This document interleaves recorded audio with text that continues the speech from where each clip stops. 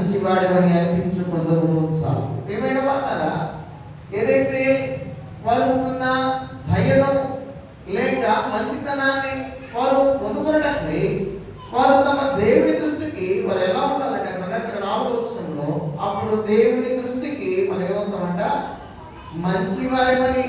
ఇదంటాడు, నీవు దయనుంది కదా మంచివాడివని అనిపించుకోదువు. అనేకమైన పరిస్థితులలో మనం చూపే సత్యాన్ని, మనం చూపే బుద్ధిని, ప్రియమైన వాళ్ళరా, మనం ఏమవుతున్నామంటే మనం దేవుని దగ్గర ఆయన కృపను తెచ్చుకుంటున్నాం. అనేకమైన పరిస్థితులలో ఇదిగో మనం నిలిచి ఉన్న పరిస్థితి, లేక మనం సమకూర్చుకొని ఉన్న పరిస్థితి, ప్రియమైన వాళ్ళరా, దేవుణ్ణి స్తుతించుటలో, దేవుని మహిమపరచుటలో, ఆయన సన్నిధికి వచ్చుటలో, మన దేవుడు మనకిచ్చిన కుటుంబాన్ని లేక మన బిడ్డలను లేక మనకుంటున్న సర్వస్వమును దేవుడికి మహిమ చెల్లించడంలో మనం చూపే ఆ యుక్తి లేక పరిస్థితి దేవుడు మనల్ని ఆశీర్వదించేవాడిగా ఉన్నాడు. ఏదైతే దయ చూపించేవాడిగా ఉన్నామో మనం కూడా దయను పొందుకుంటాం. ఏదైతే మనం ఇచ్చేవారంగా ఉన్నామో మనం కూడా పొందుకునే వారంగా ఉంటాం. అందుకే అన్నాడు, దయను సత్యమును ఎన్నడూ నిన్ను విడిచి పోనీయకుము, వాటిని కంట భూషణముగా ధరించుకొను, నీ హృదయమును పలక మీద వాటిని రాసు. ఏం చేయాలంటే దయను అలాగే సత్యమును వాటిని ఎన్నటినో మనం విడిచిపోకూడదు.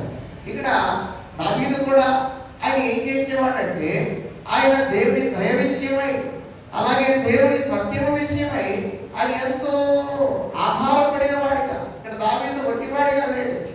దావీదు దగ్గర కూడా సైన్యం ఉంది, ఆయన దగ్గర కూడా బలం ఉంది అనుకుంటే ఆయన రాజుకు ఎదురెళ్ళగలిగే సత్తా దావీదు దగ్గర కూడా ఉంది. కానీ ఒక దినాన దేవుడు దావీదుకు అప్పగించినప్పుడు దావీదు వెళ్ళి చంపకుండా తన వస్తువులని కొంత చించుకొని వచ్చినట్టుగా మనం చూస్తాం. ప్రియమైన వారు, ఇక్కడ దయను కోరుకుంటున్నాడు. ఇక్కడ శత్రుత్వానికి కాదు, లేక భేదానికి కాదు, చంపేదానికి శక్తి ఉంది. కానీ ఇక్కడ మన పరిస్థితుల్లో కూడా మనకు శక్తి ఉంది, కానీ మనం చేయకుండినప్పుడు, మనకు ఆలోచన ఉంది, కానీ మనం అలా చేయకుండినప్పుడు, మనకు అనేకమైన విషయాల్లో మనకు అవకాశం ఉంది, కానీ మనం చేయకుండినప్పుడు నా దేవుడి దృష్టిలో నేను ఏమవుతానంటే కదా ఎంతో బుద్ధి గలవాడిగా నేను ఉంటాను.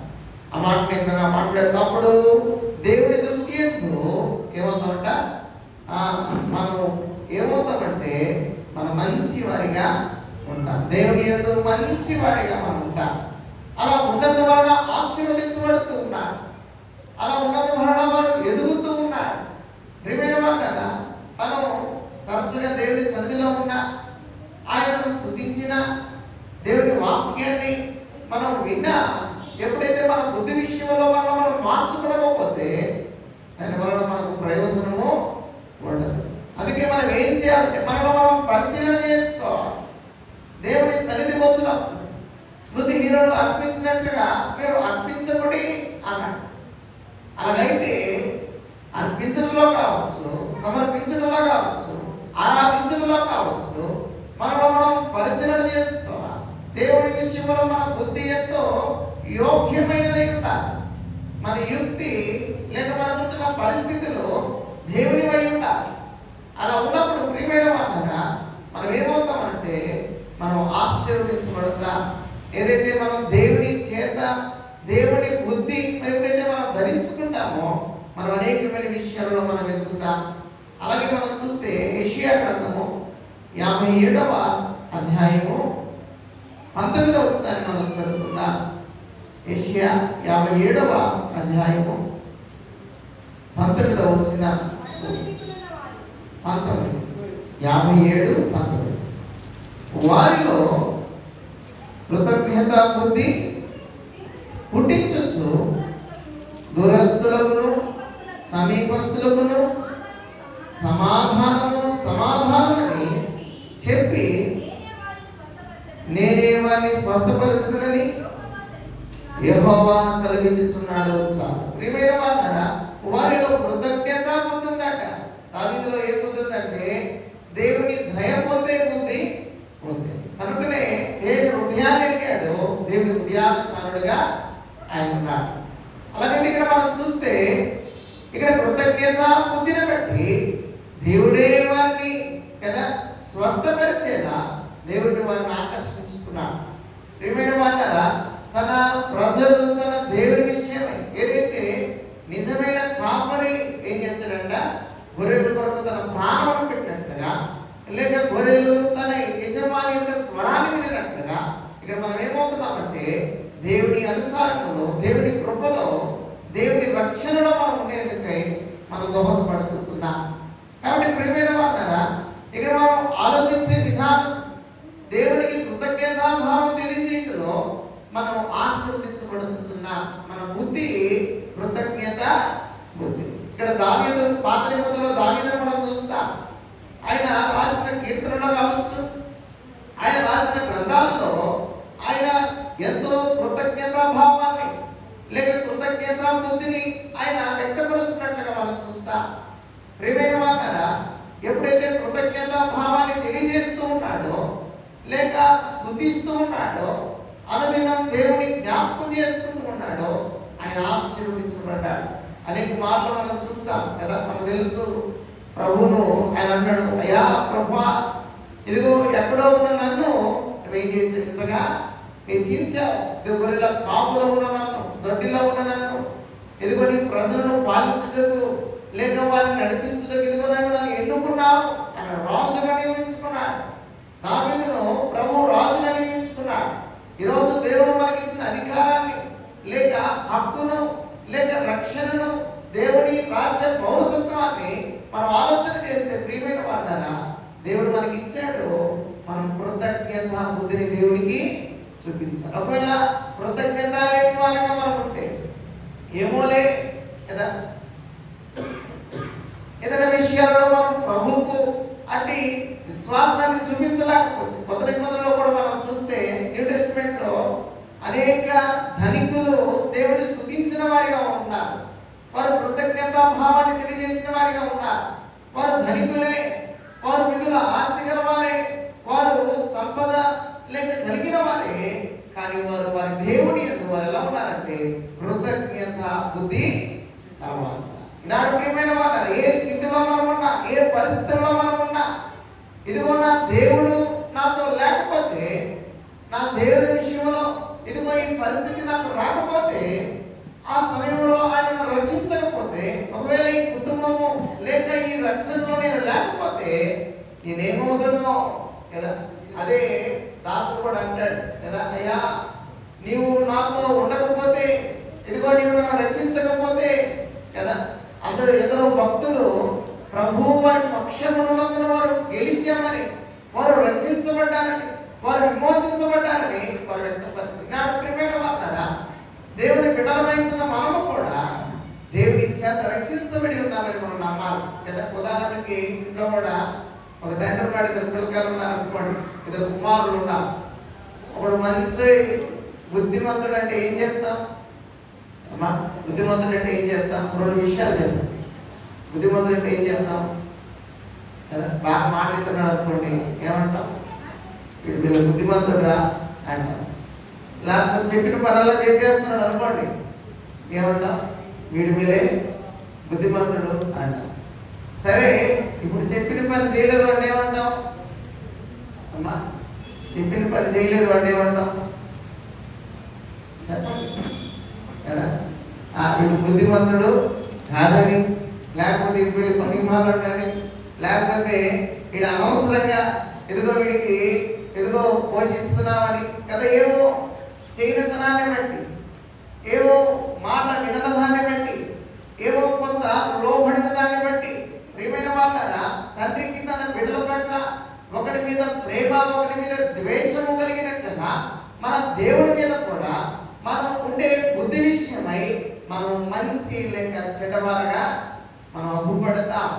ఏదైతే దావీదు చూపిన తన బుద్ధి విషయమై దావీదు ఆశీర్వదించబడ్డాడు, దావీదు హెచ్చించబడ్డాడు, దావీదు వర్ధిల్లింప అయ్యాడు. ఈనాడు ప్రియమైన వాళ్ళరా, మనం కూడా చేయగలిగినవి దేవుని కొరకు చేసినప్పుడు ఏదైతే చేయకూడనివి దేవుని కొరకు చేయనప్పుడు మనం ఆశీర్వదించబడే వారిగా ఉన్నాం, ఆశీర్వదించే కుటుంబంగా మనం ఉన్నాం. అనేకమైన సమయాలలో దేవుని ఆ ప్రియులు, దేవుని ఆ యవనస్తులు, లేక శరీరం నుంచి గర్భేంద్రాలు కావచ్చు, లేక దేవుని నమ్మిన అనేక దేవుని ప్రియులు కావచ్చు, మరి ఎలా ఉన్నారంటే దేవునికి లోబడిన వారిగా ఉన్నారు. దేవునికి ఎవరైనా వారు లోబడి, దేవుడు దూతను నమ్మించాడు వారి మధ్యకి.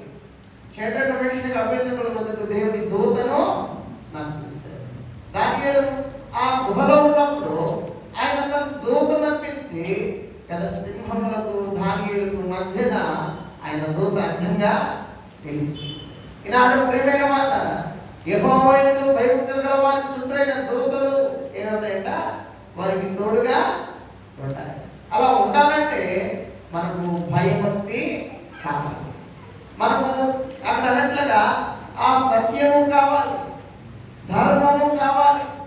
ఈ సత్యము ధర్మము మనం లేకపోతే, దాన్ని మనం లేకపోతే మనం ఏమవుతామనంటే దేవుడి దృష్టికి యోగ్యులుగా ఉండలేము.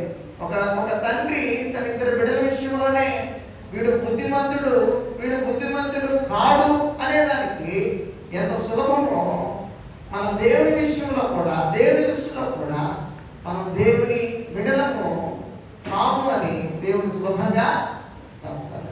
ఎప్పుడైతే లోబడమో, ఎప్పుడైతే ప్రేమించలేమో, దేవుని సన్నిధికి, దేవునికి మనం లోబడలేమో, సాగిలపడమన్నాడు కదా. ఆ సాగిలపడం అంటే కదా మనం ఏదైతే ఎలిగిళ్ళ కొనుక్కోమని కాదు కదా, మనం తగ్గించుకున్నట్టులో ప్రేమైన వాళ్ళారా, మనం ఉపేక్షించకపోతే మనం దేవుని దృష్టికి యోగ్యులుగా ఉండలేము. అందుకే అన్నాడు, నీవు నన్ను వెంబడించకూడని ఎడల ఏం చేయాలంట, నీ సిలువను ఎత్తుకొని ఉపేక్షతో నన్ను వెంబడించాలి. నువ్వు ఏదో కేవలం నేను వెంబడిస్తున్నానంటే కాదు, నీవు తగ్గించుకోవాలి. ఇదిగో నీ సిలువను నీవు ఎత్తుకోవాలి, సిలువ భారాన్ని నీ మీద ఉంచుకోవాలి. అలా నీవు ఉంచుకున్నట్లయితే నీవు నన్ను వెంబడించవచ్చు కదా. నీవు నన్ను వెంబడించు. ఆ విషయాన్నే మోషే తర్వాత యెహోషువతో మాట్లాడితే, యెహోషువ, నేను మోషేకు తేనట్లుగా నేను నీకు కూడా తోడై ఉంటాను, కానీ కదా కండిషన్స్ అప్లై కదా, కొన్ని షరతులు ఉన్నాయా.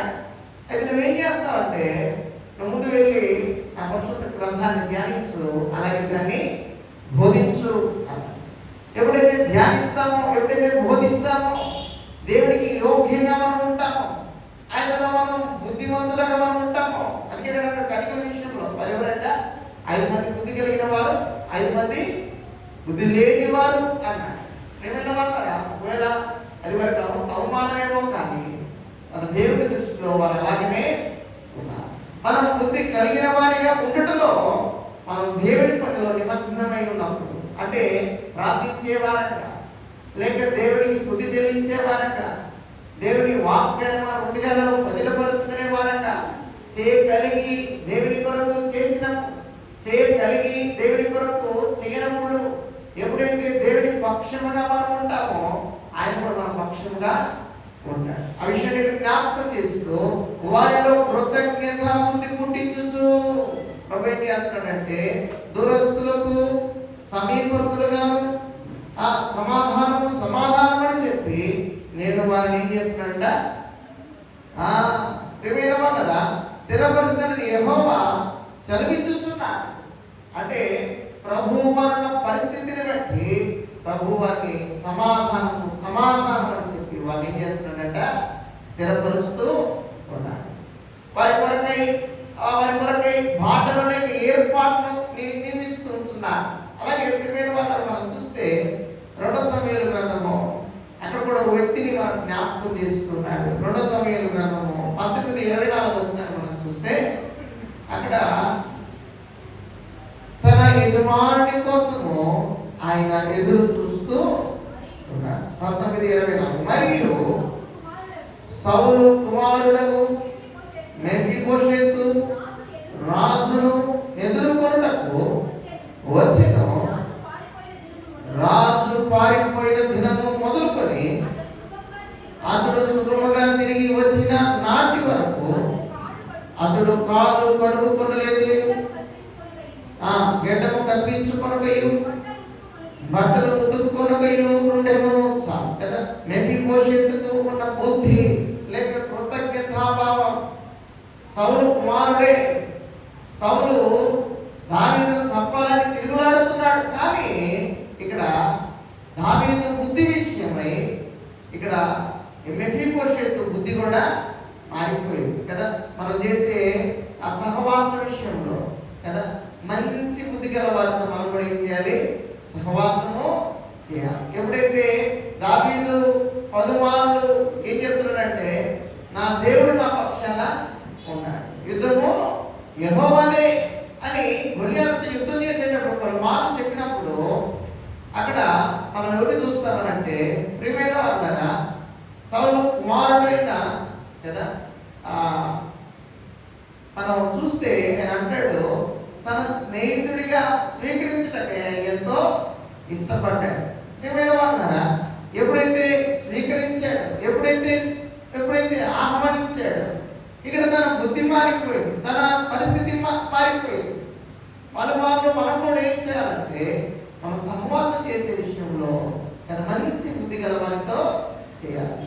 అలా చేసినప్పుడు మనం ఎలా ఉంటామంటే, బుద్ధి కలిగిన కన్నికలలో మనము ఉంటాం. ఆ సిద్ధపాటును, అయ్యా ఇదిగో నేను వెళ్తున్నాను, ఇదిగో కూడా ప్రార్థన ప్రారంభం అవుతుంది, నీవు నాతో కూడా రా కదా. లేకపోతే నేను త్వరపడు, లేక నేను సిద్ధపడు. ఇలాంటి వారు మనకు కావాలి. లేకపోతే మనతో కూడా కూర్చొని కాలక్షేపం చేసి మన సమయాన్ని దొంగలించి ప్రేమైన వాళ్ళారా మన దేవుడికి దూరము చేసేవారు మనకు అవసరము లేదు. కాబట్టి ఏం చేయాలంటే, మన బుద్ధి విషయమై, మన విశ్వాస విషయమై మనం ఎంతో దయ చూపించేవారంట, మనం ఎంతో సత్యములు నడిచేవారంట. ఈ రెండు విషయాలు మనం ధరించుకోవాలి.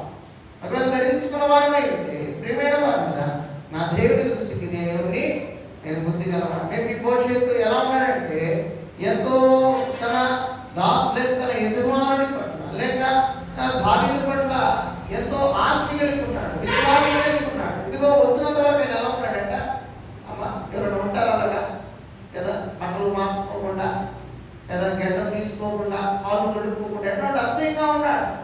వాస్తవంగా ఉన్నవాస్తవం చెప్పాలంటే ఆయన చూసేదానికి అంత ఇష్టకరంగా లేదు.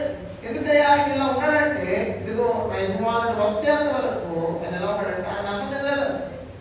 ఆయన ఎంతో నిరీక్షణతో ఉన్నాడు, విశ్వాసముతో ఉన్నాడు, ఎంతో ఆశతో ఉన్నాడు.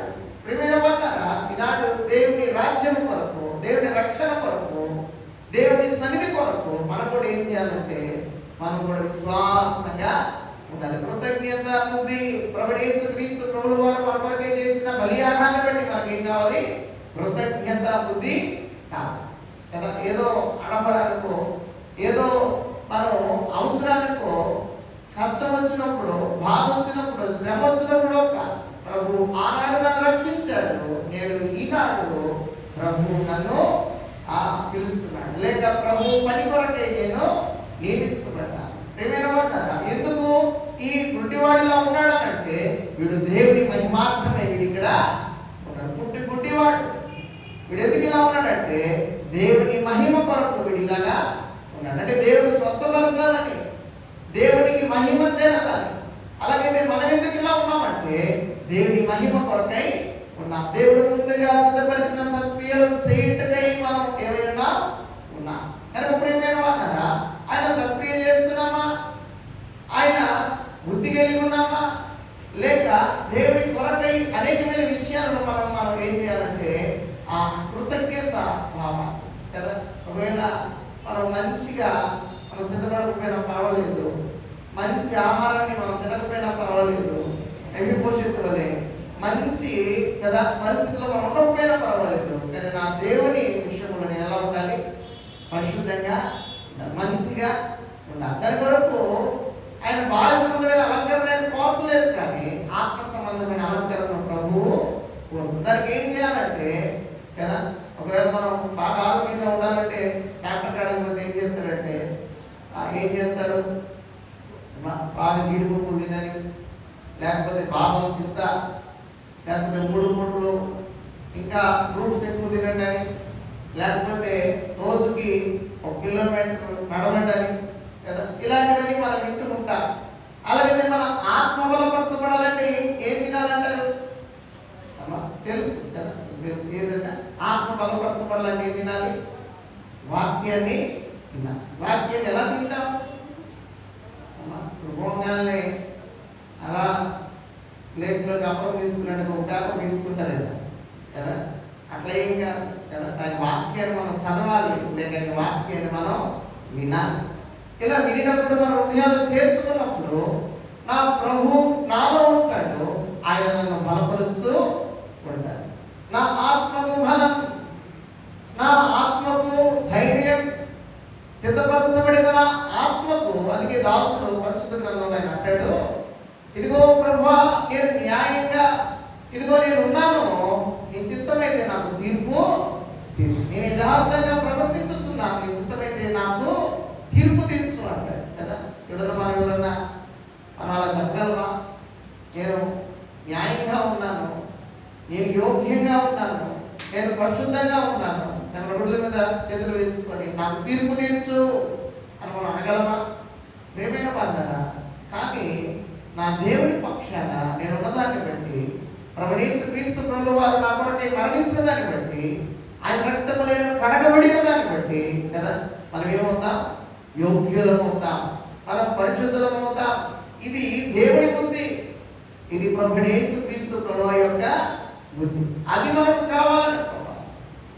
ఈనాడు ప్రియమైన వాళ్ళ అనేకమైన సందర్భాల్లో మనం దేవునికి అట్టి బుద్ధిని, అట్టి పరిస్థితిని, అట్టి విధేయతను మనం చూపించకనే మనం ఇంకనో కదా మనం ఏమైనామంటే దేవుని కృప పొందుకోలేకున్నా మనం ఏం చేయాలంటే ఇంక నుంచి ఒకవేళ ఏదైనా దేవుని చిత్తమై దేవుడు మనకు ప్రేరేపణించినప్పుడు, దేవుడు మనకు ఆ యొక్క విశ్వాసం ఇచ్చినప్పుడు, లేక అట్టి పరిస్థితిని మనకు ఆలోచింపజేసినప్పుడు తప్పక దాని కొరకు మనం ఏం చేయాలి?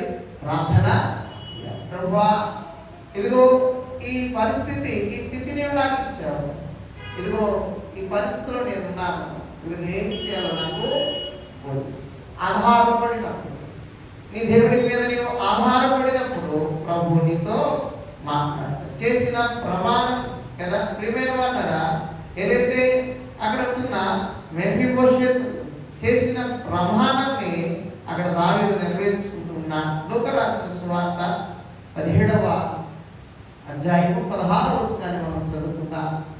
లూకా సువార్త 17:16. గొప్ప శబ్దముతో దేవుని మహిమపరచుచు తిరిగి వచ్చి ఆయనకు కృతజ్ఞతాస్తుతులు చెల్లించుచు ఆయన పాదముల యొద్ద సాగిలపడెను. వాడు సమరయుడు. చాలు ప్రియమైన వారు, గొప్ప శబ్దముతో దేవుని మహిమపరచుచు ఆయన తిరిగి వచ్చి ఆయనకు కృతజ్ఞతాస్తుతులు చెల్లించుచు ఆయన పాదముల యొద్ద సాగిలపడ్డాడు కదా. మీరెవరు? వాడు సమరయుడు. ప్రియమైన వారా, ఏదైతే కృపనందిన దేవుని దాసుడు ఎక్కడ ఉన్నాడంటే దేవుని పాదాల దగ్గర ఉన్నాడు. అంటే అదేదో తక్కువగా, అదేదో కొంత ఏదో కీతగా, లేకపోతే ఏదో అగౌరవంగా అనుకునే భావంగా, అదెంతో గౌరవం, అదెంతో సంతోషం, అది మనకెంతో విలువను పెంచేదిగా ఉంది. ప్రియమైన వాళ్ళారా, దేవుని పాదాల దగ్గరికి వచ్చిన ఆ సమరయుడు దేవుని హృదయాన్ని ఎరిగాడు కదా. 10 మంది శుద్ధులు కాలేదా, తిరిగి వచ్చిన వాడు ఒక్కడే. ప్రియమైన వాడి సమరయుడే. ప్రియమైన వాళ్ళారా, దేవుని యొద్దకు వచ్చిన వాడు కదా. మేలు పొందిన వారు అనేకులు ఉన్నారు, కానీ తిరిగి దేవుని యొద్దకు వచ్చిన వాడు, దేవుని జ్ఞాపకం చేసుకునేవాడు, దేవునికి కృతజ్ఞతాభావాన్ని, కృతజ్ఞతా బుద్ధిని, లేక దేవునికి ఇష్టమైన దాన్ని చేయటంలో దయను, లేక సత్యాన్ని ఆచరించడంలో, ఒకవేళ మనం ఉన్న పరిస్థితులను మనం అనుకూలపరుచుకున్నట్లయితే, దేవునికి ఇష్టంగా మనం అనుకూలపరుచుకున్నట్లయితే, ఇక మనం ఏమవుతామంటే ఆయన్ని మహిమపరిచిన వాడిగా తిరిగి వచ్చాడు. తిరిగి వచ్చి దేవుని పాదాల మీద పడ్డాడు, దేవుని పాదాల మీద పడ్డాడు. నాడు ప్రియమైన పడ్డాడు. ఎన్నో సమయాలు కదా చిన్న చిన్న విషయాలకి ఈ దినాల్లో కదా ఎక్కువ మనం వింటూ ఉంటాం కదా, సాక్ష్యాలని, లేకపోతే అనేకమైన పరిస్థితులు, అయ్యా దేవుడు నాకు మేలు చేసాడు అని మనం అంటాం కదా. ఇంకా ఇంకా గొప్ప పరిస్థితులే ప్రభు మన జీవితాలు చేసి ఉండొచ్చు, మనకు తెలియకపోయి ఉండొచ్చు. అయితే ఎల్లప్పుడూ మనం ఆయన కృతజ్ఞతమై ఉండాలి. అందుకే వాక్యం ఉంది కదా, అందరూ తెలుసు అంటే దేని గురించి చింతపడకుడి కానీ ప్రతి విషయంలోనూ ప్రార్థన జ్ఞాపకుల చేత కృతజ్ఞత పూర్వకంగా మీ మనవులు నాకు పాపాన్ని ఎలా తెలియజేయించాలంట, మన భావాన్ని కృతజ్ఞత కృతజ్ఞతగా మన సమస్యలలో కూడా దేవుడికి మన ఎదురు ఏం కావాలి, కృతజ్ఞతే కావాలి. ఎందుకనంటే ప్రభు ఆల్రెడీ మన కొరకే దాన్ని సిద్ధపరిచి ఉన్నాడు. ముందుగానే ప్రభు మనల్ని ఏర్పరచుకొని ఉన్నాడు. ముందుగానే ఆయన తన రక్తముల మనను కడుగుకొని ఉన్నాడు. ఆయన సంరక్షించుకొని ఉన్నాడు. ఆయన మన కొరకే స్థలము సిద్ధపరిచి ఉన్నాడు కనుక ప్రభువుకు మనం ఏం చెల్లించాలంటే కృతజ్ఞత భావాన్ని తెలియజేయాలి. ప్రభువా, ఇదిగో నీవు నాకు ఇచ్చి ఉన్నావు ఆయన, అందుని బట్టి నీకు వందనాలు, నీకు స్తోత్రాలని ప్రభువు మన కృతజ్ఞత భావం మంచి బుద్ధిని కదా. ప్రియమైన వారు మనం అడగాలి, అయ్యా ఇదిగో నా బిడ్డలు కూడా నీవేం చేయాలంటే మంచి బుద్ధిని ఇవ్వాలి. దాసుడు అంటాడు, ఇదిగో నీ సన్నిధిలో ఉన్నట్టు వారిని ఆశీర్వదించు. ఏవో అవసరం లేదు, వెండి బంగార సంపదలు ఏమీ అవసరం లేదు, కానీ వారు మంచి బుద్ధి గల వారిగా, మంచి ఎక్కడ ఉండాలంటే నీ సన్నిధిలో ఉన్నవారుగా, ప్రియమైన వారు వారికి ఆశీర్వాదము కావాలి. అందుకే దావీదు అంటాడు ఆ మాట, ప్రియమైన వారు మనకు ఆశీర్వాదం కావాలంటే మనం దేవుని ఎంత మంచి బుద్ధి గల వారిగా, మనం ఏమో చేస్తాం కానీ ఇంకా కొన్ని అని అంటాడు, ఇంకా లోపంగా ఇంకొకటి కొలువుగా ఉంటుంది. అయితే అటు విషయాలు మనం లోపడినప్పుడు తిరిగి దేవుని తీర్చుకున్నప్పుడు మనం ఆశీర్వదించబడతాం. కొన్ని మాటలు చెప్పి నేను ముగిస్తాను. దయచేసి హెబ్రీయులకు రాసిన పత్రిక 6వ అధ్యాయము 10వ వచనాన్ని మనం చదువుకుందాం. హెబ్రీయులకు రాసిన పత్రిక 6వ అధ్యాయము 10వ వచనం. మీరు చేసిన కార్యమును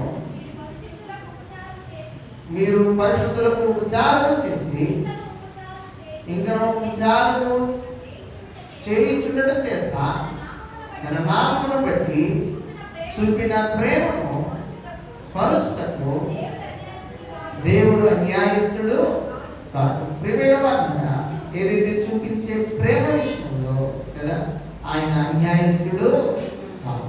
మనం పాపంలో ఉన్నా లేక బలహీనతలో ఉన్నా ఆ ప్రభు మనల్ని స్వస్థపరిచేదానికి లేక కృప చూపేదానికి కదా ఆయన అన్యాయస్తుడు. ఏవో ఆయన జ్ఞాపకం చేసుకునేవాడు. మనలో లోపాలు ఉంటాయి, పాపాలు ఉంటాయి. ఇంకా ఏవో ప్రభువా ఇదిగో నేను వస్తే ఏమవుతుందో, నేను ప్రార్థిస్తే ఏమవుతుందో, ఇదిగో నా పరిస్థితి ఇలా ఉంది, నేను ఏమవుతాను అని మనం అడుగుతున్న మన స్థితిగతులు మనం జ్ఞాపకం చేస్తూ ఆయన ప్రేమే మనం చూపిస్తున్నాడు. మనం ఏం చేయాలంటే మనం ఆయన పట్ల విచారం చేయాలి. కాబట్టి ఇక్కడ అన్నట్లుగా బట్టి చూపిన ప్రేమను మనం ఏం చేయాలంట, దేవుని న్యాయము కదా.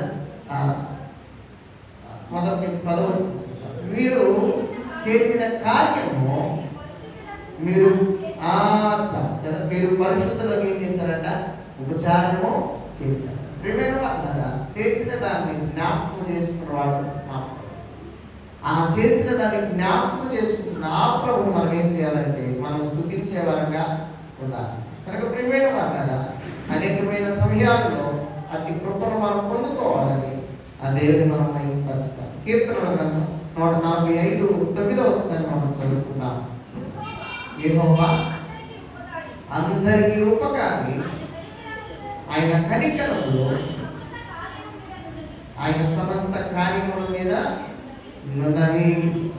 యెహోవా అందరికీ ఉపకారి. ప్రియమైన వారులారా, ఆయన ఉపకారమే చేస్తాడు, ఆయన రక్షణ ఇస్తాడు, ఆయన ఆశీర్వాదం మటుకే ఇస్తాడు. కాబట్టి మనం ఏం చేయాలంటే మనం కూడా మంచి బుద్ధినే చూపాలి. మంచి వాటినే మనం అన్నట్టుగా తండ్రి తన కుమారులకు మంచి ఈవులను ఈ ఆశించినట్లుగా ఆ పరలోకపు తండ్రి కూడా మనకి ఏం ఆశిస్తాడు, మంచి ఈవులను ఇవ్వాలని ఆశిస్తాడు. కనుక అక్కడే 18 వచ్చినప్పుడు మనం చదివితే 145:18 తనకు మొరపెట్టు వారందరికీ, తనకు నిజముగా మొరపెట్టు వారందరికీ యెహోవా సమీపముగా ఉన్నాడు. చాలు. ప్రియమైన వారులారా, ఇక నా మొరపెట్టే విషయంలో మనం ఎలా మొరపెట్టాలంట? నిజముగా మొరపెట్టాలి. ఎప్పుడైతే నిజముగా మనం మొరపెడతామో, నిజముగా మనం ఆయన నమ్ముతాము, నిజముగా ఆధారపడతాము, నిజముగా మనం విశ్వాసిస్తాము, ప్రభు మన పక్షముగా ఉన్నాడు. మన ప్రార్థనలు ఆయన ఆలకించగలడు. మన మనవులు ఆయనకు వినిపిస్తాయి. ఆయన దృష్టిలో మనము ఉంటాం. కాబట్టి ప్రియమైన వాళ్ళ మనం అనేకమైన విషయాల్లో మనం ఏమై ఉండాలంటే, మనం దేవుని చేత మనం మంచి బుద్ధి గలవారమై అనిపించుకోవాలి కదా. మనం మన తల్లిదండ్రుల దగ్గర లేక చిన్న వయసులో ఏదైతే ఆ టీచర్ల దగ్గర కదా, వీడు మంచి బాలుడు లేక మంచి పిల్లవాడు అని అనిపించుకున్నట్లుగా నా దేవుడి దగ్గర కూడా నేను ఏమై ఉండాలంటే, నేను మంచి వాడు కదా, నేను మంచి దానము అని ఎప్పుడైతే మనం దేవుడి దృష్టిలో మనం ఉంటామో, మనలో మనం పరిశోధించుకుంటాము, పవిత్రపరుచుకుంటాము. ప్రియమైన మాట, మన బుద్ధి విషయమై మనం ఏమవుతాం? ఆశీర్వదించబడతాం. మంచి బుద్ధి అన్నాడు, కృతజ్ఞత బుద్ధి అన్నాడు కదా. ఇంకా అక్కడ మనం చూస్తే అనేకమైన విషయాల్లో వారు చూపిన ధైర్యం, సత్యమును బట్టి కూడా దేవుడు వారిని ఆశీర్వదించేవాడిగా ఉన్నాడు. కాబట్టి ప్రియమైన వాళ్ళ అట్టి పరిస్థితి దేవుడు మనకు దయచేయగా ప్రార్థన చేస్తున్నాం. తర్వాత కళ్ళు చూసుకున్నట్టు ప్రార్థన. మహోన్నత జ్ఞాపకం గల దేవా, స్తోత్రం నీ కృపలో దిగనైనా ఎలాగైతే దావీదు అయ్యా ఆయన చేయగలిగి కూడా చేయనందున తనలో ఉన్న మంచితనాన్ని, మంచి బుద్ధిని బట్టి ఆశీర్వాదించబడిన దావీదుని జ్ఞాపకం చేసుకుంటున్నాను. మెఫీబోషెతు ఇదిగో మా ప్రభు, నా ఏలిన వాడు ఇదిగో వచ్చినంత వరకు ఇదిగో నేను ఇలాగనే ఉంటానని అయ్యా చూపిన మంచి బుద్ధిని మాకు దయచేయండి. బుద్ధిన మా కొరకు పరలోకముండి దిగి వచ్చి అయ్యా ఈ భూమి మీద మా వంటి జీవితాన్ని జీవించి ఇదిగో మా ప్రభు అనేకమైన విషయాల్లో మాకు మాదిరిగా నిలిచిన మా దేవా, మాకు మీరు చూపిన ఇచ్చిన మంచి అయ్యా విశ్వాసాలకు స్తోత్రా. అది వాటిలో అయ్యా మేము దృఢపరచుకోవటకై, యోగ్యపరచుకోవటకై ఇంకా మమ్మల్ని నడిపించండి, మా చేయను పట్టుకోనండి అయ్యా, మమ్మల్ని ఎత్తి పట్టుకోనండి మా దేవా. స్తోత్ర సమయంలో అటు మంచి అయ్యా మీ కృపను మేము పొందుకున్నట్టు మమ్మల్ని ఆశీర్వదిస్తున్నాం. మీ ప్రార్థనలో మా ప్రభు ఈ వాక్యంలో ఇదిగో మమ్మల్ని నింపినందుకు స్తోత్రాలు చెల్లిస్తున్నాం. మమ్మల్ని దీవించిన ఆశీర్వదించండి, ఈ ప్రభులు ఎత్తి పట్టుకున్నాం చెప్పి అయా నిన్న వాక్య హృదయాలు బదిలిపరచండి. నజరేయుడైన యేసుక్రీస్తు ప్రభు నామములో ప్రార్థించి మేము తండ్రి. ఆమేన్.